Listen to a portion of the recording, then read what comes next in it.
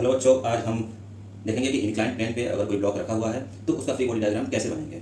ठीक है, तो ये सपोज करिए कि ये कोई इंक्लाइंड प्लेन है जिस पे कि ये एक ब्लॉक रखा हुआ है। ठीक है, इस ब्लॉक का मास क्या है, ये है m। अब सिंपल सा क्या है कि इस पे जो ग्रेविटेशनल फोर्स लगेगा, चाहे वो ऐसे रखा हो, चाहे ऐसे रखा हो, ऐसे रखा हो, कैसे भी रखा हो, कुछ भी हो सकता है, लेकिन उस पर ग्रेविटेशनल फोर्स जो लगेगा वो नीचे की ओर ही लगेगा। तो ग्रेविटेशनल फोर्स क्या होता है, इसको हम वेट से डिनोट करते हैं, दैट इज एम जी। ये एंगल हमारे पास इंक्लिनेशन जो एंगल है ये थीटा है। तो ठीक इस अगर इस ये नीचे लग रहा है तो इसके साथ ये जो एंगल होगा ये थीटा होगा, ये थीटा एंगल होगा।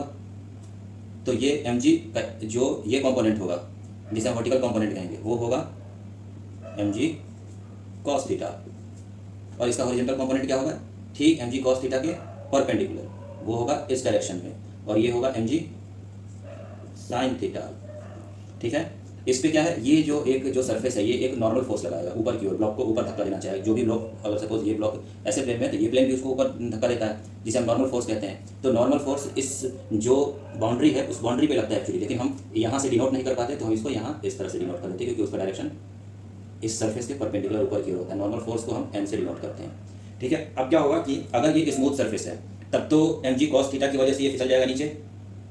अगर ये स्मूथ सरफेस है, फ्रिक्शन है ही नहीं, तो कुछ कोई रोकने वाला है नहीं इसको, तो एम जी साइन थीटा की वजह से ये नीचे फिसल जाएगा। लेकिन अगर इस पर फ्रिक्शन है तो ये नीचे फिसलना चाहेगा बट फ्रिक्शन इसको रोक लेगा।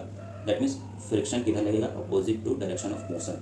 तो ये यहाँ पे हमारा फ्रिक्शन लग गया। ठीक है, अगर ऐसा है, सपोज करो कि फ्रिक्शन कम पड़ रहा है इसको रोकने के लिए, तो क्या होगा कि एम जी साइन थीटा ज़्यादा पड़ रहा है, फ्रिक्शन कम पड़ रहा है, तो ये पहले जो स्मूथ था उसमें बहुत तेजी से ये नीचे आएगा, बट इसमें क्या है कि थोड़ा सा फ्रिक्शन काम कर रहा है तो ये धीरे धीरे करके ये नीचे आना शुरू कर देगा। तो इसका मूवमेंट होगा इधर की ओर। ठीक है, नीचे की ओर आने लगेगा। लेकिन फ्रिक्शन अगर सफिशियंट है, ठीक इसके बराबर या इससे ज़्यादा है, एम जी साइन थीटा के बराबर या इससे ज़्यादा है, तो क्या होगा कि ये जो फोर्स है ये भी, ये और ये फोर्स दोनों बराबर हो जाएगा। तो बराबर हो जाएगा तो कोई फोर्स बचेगा नहीं जो कि इसको नीचे खींचे, तो ये यहाँ पे स्टेबल होगा।